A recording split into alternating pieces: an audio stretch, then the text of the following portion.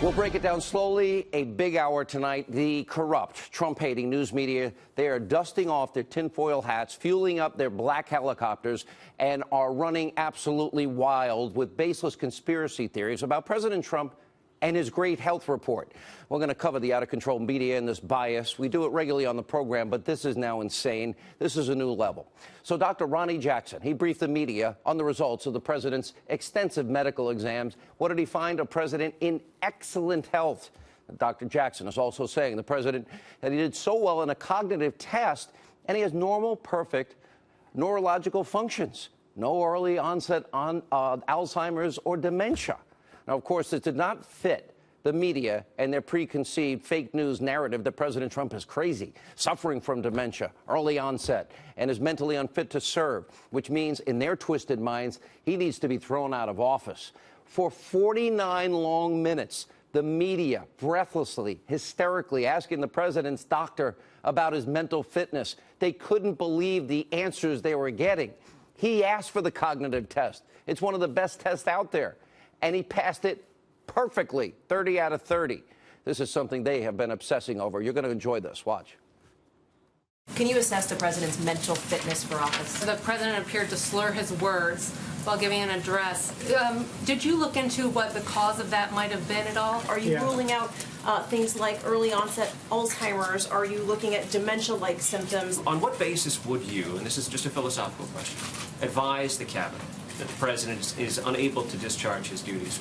How does that bar get met? When you analyze his cognitive ability or neurological functions, that is not the same thing as a psychiatric exam or a psychological exam. It is not. You mentioned that you gave the president a cognitive test. Was that the mini mental state examination or the Boltzmann test? And if not, can you tell us what specific cognitive test you gave him? Given that there's scrutiny of what was overlooked at the time with President Reagan in terms of Alzheimer's and things he was then known to suffer from at a later date. Can you say that whether the test that you ran would exclude any of those things? The president's age in continuing his physicals in the future, will you also continue the cognitive testing? You say that the president was the one who requested the cognitive test, that it wasn't necessarily needed for someone of his age. Did he tell you why he wanted it done? What is your take of all the doctors and clinicians all across the country who have said that in this president they see symptoms of this, that, and the other? Symptoms in what way? Well, symptoms of dementia. Pretty amazing. Now, to reiterate, Dr. Jackson, he told the media that the president is in excellent health and he could easily serve for 2 terms. That really got to them. Now, the only thing wrong, okay, he has moderately high cholesterol. A lot of us do. He needs to lose a couple of pounds. A lot of us do. And, of course, the media, they couldn't stand the good news. They couldn't even believe it. Now, this is what's interesting. They have so convinced themselves in their little bubble that they have. You know, it's like an echo chamber that only they listen to. Endless hours of speculation that the president was unfit for office. So the press conference just continued to go off the rails like I have never seen before. Never before has a doctor been this transparent with the media asking Dr. Jackson about things like the president's Twitter use, his television watching habits, how many scoops of ice cream he has for dessert. Take a look at what supposedly is investigative journalism in this country in action. Take a look. Do you keep a tally of how much golf the U.S. president plays? Some of the president's friends have told reporters in the past that they think he's a germaphobe, that he washes his hands obsessively and is concerned about that. Have you seen any indication of that type of behavior? I don't. Sedentary lifestyle sort of perspective. Should he cut back on that? Do you see any evidence of bone spurs, which the president said that he suffered from? Is he limited to 1 scoop of ice cream now? Do you have any concerns about the president's use of Twitter? No, I don't. Yeah, Twitter doesn't involve me as a doctor. I don't have any concern on that. Does the president wear dentures? You mentioned the dental exam. The president has no partial or dentures of any kind. You said he doesn't drink and he doesn't smoke, and other than the diet issue, did you address drug addiction? Drug addiction? I mean, any other drugs? Yeah, no, he has no drug addiction. We have a lot of people in the studio tonight. They're all laughing. All right, we actually went back and we checked to see if the media ever asked anything close to those kind of questions about Barack Obama's health or any other president for that matter. And the answer, of course, they did not. Now, after that frenzied display, members of the media, they should have their own heads examined. Look, I've said this before. Hating Trump is their heroin. It's their drug. And they're completely hooked on their drug. They're like addicts. The only thing that gives them their fix is attacking the president minute by minute. And the media is so completely, utterly unhinged and deranged. And today's press conference is just their latest episode.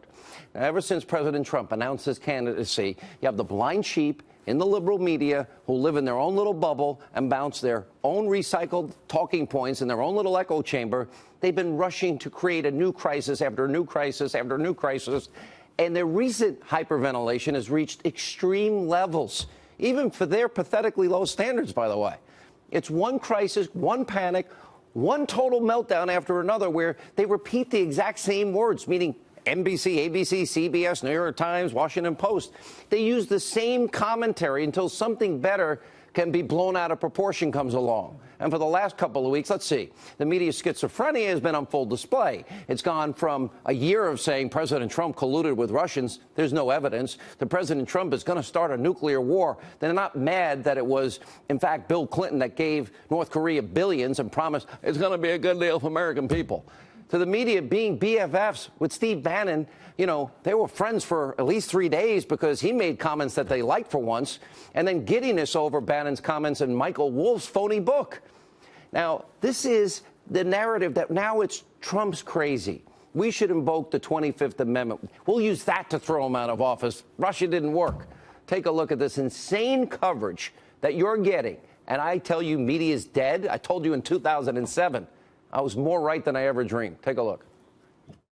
We want to start with This Week in Russiagate. This cloud about collusion with Russia will hang over him no matter where he stands. Donald Trump is afraid. A political hurricane is out there at sea for him. We'll call it Hurricane Vladimir, if you will, the whole Russian thing. This is evidence of willingness to commit collusion. There's outright treason. I mean, there is no question that what he is doing is giving aid and comfort to the enemy. The idea of a nuclear showdown with North Korea keeps you up at night? I would recommend deleting your Twitter app. This is language that would have been rejected from the script of Dr. Strangelove. We can't begin to normalize this. This is dangerous. This is childish. This is unpresidential. It's not befitting the leader of the free world. Perhaps never have we seen a man whose profound sexual and masculine insecurities are literally threatening to annihilate the planet. He is not merely being cavalier with a threat about nuclear war. He's being cavalier in a way that makes him seem demented. These are the messages from a person who is not well, from a leader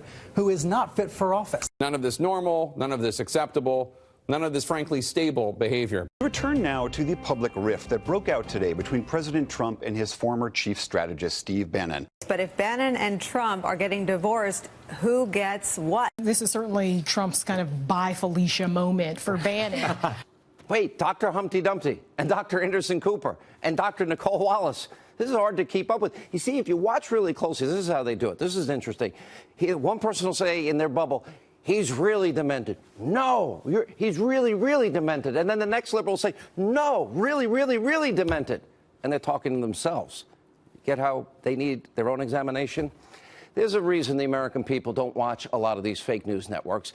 Now, after moving on from these manufactured crises, one after another, the media's new drug of choice is the alleged comments that President Trump made in a heated Oval Office debate about immigration. Fake news, CNN loses it.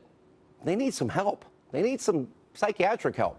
And according to the Media Research Center, the network literally said on air, shh, hole. I'm not allowed to say it, I'll be honest. I'd say it. Not allowed. 195 times on Friday alone. Take a look. What was your reaction when you heard the president call, African nations holes? It's not clear what he meant by whole countries. Are you shocked or surprised by this? I'm not surprised. In one way, I'm proud. I am a proud holer. No, we are not all created equal. At least not if you are born in, as the president put it, a whole country. The word house instead of whole, as in house countries, not whole countries. I guess he's a holer. Is there a difference if the president said whole or house? Do you think these countries are holes? Donald Trump has turned the Oval Office into a hole. Holers built this country 110 years ago. In addition to the president's comments yesterday, a few more. whole countries. Whole. Whole country. Rich, do you have any example of any whole country that the president referred to that is predominantly Caucasian? Holders. Holes. Holders. I work for holders. I'm proud to be a holder. I never in a million years thought I would be saying hole on television. What a hole. Fake news network. Now, I wonder if the CEO, well, soon to be scandal plagued Jeff Zucker and his stenographer Humpty Dumpty are really proud of that coverage. It's pretty pathetic.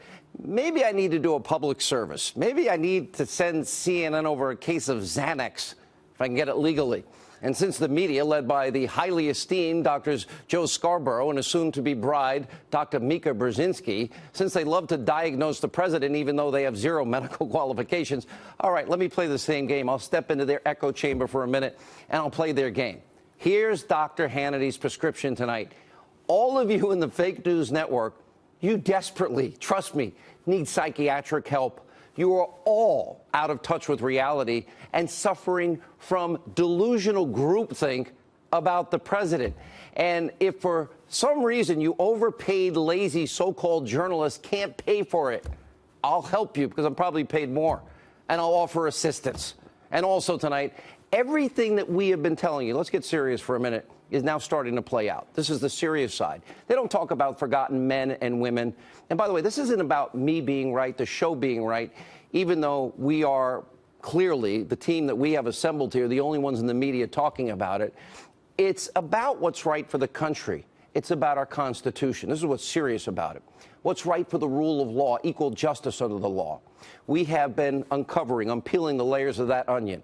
The Clinton bought and paid for fake news, Russian propaganda dossier. It is now being exposed, and there's so much more to come. We're learning the dossier was used by the Obama administration to literally spy and get that FISA warrant on members of the Trump campaign and a president-elect. This is serious. They've weaponized America's most powerful tools of intelligence to go after an opposition party in an election year, and then, of course, a president-elect. We have a massive development tonight in the Clinton email server scandal. Washington Examiner reporting that the chief of staff and senior counsel to the FBI director, Christopher Wray, in fact, will be grilled by House lawmakers about the corrupt Clinton email investigation. Oh, I thought that was dead. And that's huge because Rybicki, who's the one that's going to be grilled, was one of 3 people that James Comey sent his original statement that exonerated Clinton, before they investigated, and 17 other witnesses and Hillary Clinton hadn't even been interviewed for. How do you write an exoneration before investigating?